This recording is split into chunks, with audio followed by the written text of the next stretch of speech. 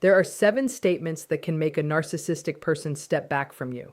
The power of these statements does not come from being cruel, aggressive, or hurtful. Their power comes from the fact that they are based on truth. And for many narcissistic people, truth is one of the hardest things to face. This is something we need to understand clearly. Many people make the mistake of confronting a narcissistic person in a way that only makes the situation worse. They enter an argument believing they are having a normal conversation. They bring their emotions, their desire for fairness, their hope for understanding, and their wish to create peace, but these things often do not work in the way they expect. When you are dealing with someone who constantly changes reality to protect their own image, your honesty and kindness can become tools they use against you. Your feelings become something they can manipulate. Your need to explain yourself becomes an opportunity for them to keep the conversation going. Your desire to fix the relationship becomes a reason for them to avoid taking responsibility. You are trying to have a reasonable discussion with someone who may not be interested in understanding. You are trying to create calm in a situation where the other person may benefit from creating confusion. This is why so many people feel exhausted after dealing with a narcissistic person. They keep trying harder, they explain more, they defend themselves more, they give more examples, they repeat their feelings again and again, hoping that eventually the other person will understand. But the problem is not always that the message was unclear. Sometimes the problem is that the person listening has no intention of accepting the message. The biggest mistake people make is believing they are standing in a normal disagreement when they are actually dealing with a completely different type of interaction. They think they are participating in a simple conversation, but the other person may be trying to control the direction of reality itself. A narcissistic person often creates a version of the world where they are always the victim, always the hero, and always the person who deserves understanding. In that version of reality, everyone else becomes the problem. Anyone who questions them becomes difficult. Anyone who disagrees becomes disrespectful. Anyone who creates a boundary becomes someone who is attacking them. And every emotional reaction you give them can become another piece of evidence they use to support their story. Your frustration becomes proof that you are unreasonable. Your sadness becomes proof that you are too sensitive. Your attempts to explain yourself become proof that you are the one causing the problem. This is why reacting emotionally often gives away your power. The moment you stop reacting and begin responding, the entire dynamic can change. A reaction is automatic. It happens quickly. It is the sudden anger, the raised voice, the desperate attempt to prove your point, the emotional explosion after being pushed too far. A response is different. A response is controlled. It is thoughtful. It comes from a place of awareness instead of emotional pressure. A reaction says, I need you to understand me. A response says, I understand myself and I know what I will accept. This is where your words become one of your strongest tools. Your words are not meant to become weapons that you use to attack another person. They are meant to create a clear foundation that protects your reality.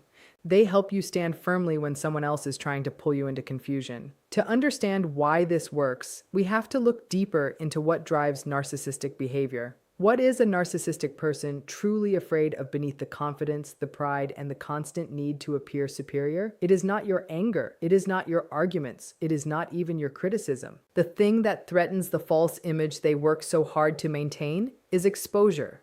Many narcissistic behaviors are built around protecting a fragile sense of self. Behind the appearance of confidence, there can be deep insecurity, shame, and fear of being seen as imperfect. This does not excuse harmful behavior. Understanding the reason behind someone's actions does not mean accepting those actions. It simply helps you understand how to respond more effectively. Imagine a large, beautiful building with cracks hidden beneath the surface. From the outside, everything may look impressive. The walls may appear strong. The decoration may distract people from noticing the weakness underneath. But when someone shines a bright light on those cracks, the image begins to change. This is what clear truth can do. It does not need to attack. It does not need to insult. It does not need to create a battle. It simply reveals what is already there. This is why certain calm statements can have such a powerful effect. They do not fight with the false image. They simply refuse to participate in it. A person who depends on controlling the story may become uncomfortable when someone calmly refuses to accept that story. They are not always afraid that you will hurt them. They may be afraid that you will see clearly. They may fear that the image they have created will no longer convince you. Think about your own experiences for a moment. Have you ever said something simple to a difficult person and noticed that their behavior suddenly changed? Maybe you were tired of arguing. Maybe you stopped explaining. Maybe you finally said something direct and calm. And suddenly, the conflict became different. The reason may be because you stopped giving the other person the emotional energy they were expecting. There is a psychological pattern behind this. When someone tries to pull you into endless arguments, they often depend on your reaction. They depend on your need to defend yourself. They depend on your desire to make them understand. But when you answer with calm certainty, you remove the fuel from the situation. This is the foundation of strong verbal boundaries. A boundary is not an attack.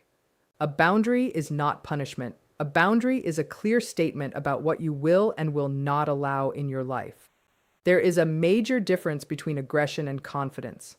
Aggression tries to control another person. It tries to force them to change through fear, anger, or pressure. A healthy boundary focuses on controlling your own actions and choices. It is like standing on your own property and calmly saying where your space begins. You are not entering someone else's territory. You are protecting your own. The words you choose matter, but your delivery matters just as much.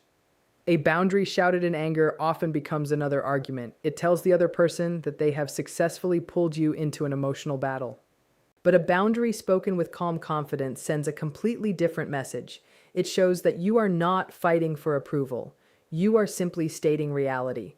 That calmness can be difficult for a controlling person to handle because it changes the entire pattern of interaction. They are used to emotional reactions. They are used to defending, blaming, and creating confusion. But when you remain steady, the old pattern no longer works. Your calm becomes a reflection of their chaos. And that reflection can be uncomfortable. The real transformation is not only about learning how to deal with a difficult person, it is about changing your relationship with yourself. The moment you stop allowing someone else to define your reality, something important begins to happen. You stop being a character in someone else's story. You begin becoming the person who writes your own. That is where real strength comes from. Respect is not something you have to beg another person to give you. It often begins with the respect you show yourself through your own choices, your own limits, and your own standards. When you stop accepting treatment that damages you, the entire relationship dynamic begins to change. You are no longer available for the same games. You are no longer controlled by the same methods. And that shift in your own behavior can be more powerful than any argument you could ever win. You become an unreliable narrator in the story of your own life. You start questioning your own memories, your own feelings, and even your own judgment. You begin to wonder if you are overreacting, if you are too sensitive, or if you are somehow the reason everything keeps going wrong. But there comes a moment when something changes. There is a breaking point. It may be a moment of disrespect that is so obvious and so undeniable that it finally breaks through all the confusion and self-doubt. It is the moment when the weight of all the small violations, all the ignored feelings, and all the repeated patterns becomes too heavy to carry anymore. It is a moment of painful clarity. You finally see the pattern for what it truly is. You recognize that something fundamental has to change, and that change does not begin with them. It begins with you. The words you are about to learn are not meant to be insults. They are not attacks. They are not designed to create unnecessary conflict. They are tools of truth. When you use these statements, your goal is not to hurt another person. Your goal is to establish reality. For someone who depends on confusion and control, reality is the thing they fear the most. The first statement is simple. I see what you are doing. There may be no sentence more uncomfortable for a manipulative person to hear than this one. Why? Because manipulation depends on hiding intentions. It depends on creating confusion. It depends on making you question what is happening in front of you. A manipulative person often works through small actions, a subtle insult, a comment that appears harmless but leaves you feeling insecure, a question designed to make you doubt yourself, a reaction that makes you feel guilty for having normal emotions. These methods work because they create uncertainty. When you confront them, they often have a way to escape responsibility. They may say you misunderstood. They may say you are too sensitive. They may claim that you are imagining things. But when you calmly say, I see what you are doing, you remove the protection of confusion. You are making it clear that you are aware. You are not lost in their game. You are observing what is happening. You are no longer reacting blindly. The power of this statement comes from the fact that it does not require a long explanation. You do not need to list every example. You do not need to defend your perception. You simply communicate that you recognize the behavior. The message is clear, you are aware, you are paying attention, you cannot easily be manipulated. In that moment, the balance begins to change because one of the strongest tools of manipulation, pretending nothing is happening, becomes much weaker. The second statement is, that is not my responsibility. A person who constantly avoids accountability often tries to place their problems onto someone else. Their mistakes become your fault. Their anger becomes something you caused. Their disappointment becomes something you failed to prevent. Their emotional struggles become your burden to carry. Over time, you may begin accepting responsibility for things that were never yours. You start managing their moods. You start carefully choosing your words. You start trying to prevent reactions that belong entirely to them. This is where the statement becomes powerful. That is not my responsibility. It is a clear boundary. It separates your responsibilities from theirs. You are responsible for your choices. You are responsible for your behavior. You are responsible for your own emotions. But you are not responsible for controlling another adult's feelings, reactions, or decisions. For caring people, this can feel uncomfortable. Many compassionate people naturally want to help. They want to support others. They want to make things better. But there is a major difference between helping someone and caring their entire life for them. Helping means offering support. Caring means removing their opportunity to face their own choices. When you take responsibility for everything, you are not solving the problem. You are allowing the pattern to continue. By saying that is not my responsibility, you are returning the weight to the person who created it. You are not being cruel. You are creating balance. You are allowing each person to face what belongs to them. The third statement is, I will not be spoken to that way. This is not a request, it is a standard. It is a clear statement about what type of communication you will accept. Many unhealthy relationships develop through gradual increases in disrespect. It often starts small, a rude comment, a sarcastic remark, a personal attack disguised as a joke. If those moments are repeatedly accepted, the behavior may become worse over time. A boundary stops that process, but the way you deliver this statement matters. It is not about screaming. It is not about proving anger. It is about calm certainty. Anger communicates that you have been hurt. Calm confidence communicates that a line has been reached. There is a difference between a threat and a boundary. A threat says something will happen if the other person does something. A boundary says what you will and will not accept. I will not be spoken to that way. This sentence does not require a long explanation. It is a declaration of self-respect. It communicates that basic respect is not something you have to earn. It is something that should exist in every healthy interaction. You are saying that your dignity matters. You are saying that your voice matters. You are saying that you deserve communication without humiliation or disrespect. The next statement is, your feelings about this are not my problem. This statement can be difficult for many people because caring individuals often feel responsible for the emotions of others. They see someone upset, angry, disappointed, or hurt, and they immediately feel the need to fix it. But this is where unhealthy dynamics often begin. A person who struggles with accountability may turn their emotions into a tool of control. Their anger becomes something you must calm. Their disappointment becomes something you must repair. Their sadness becomes something you must carry. Slowly, you begin believing that keeping them emotionally stable is your responsibility. It is not. Every adult is responsible for managing their own emotions. You can care about someone without becoming responsible for their emotional state.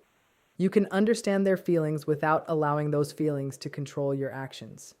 When you stop rushing to fix every reaction, you create emotional independence.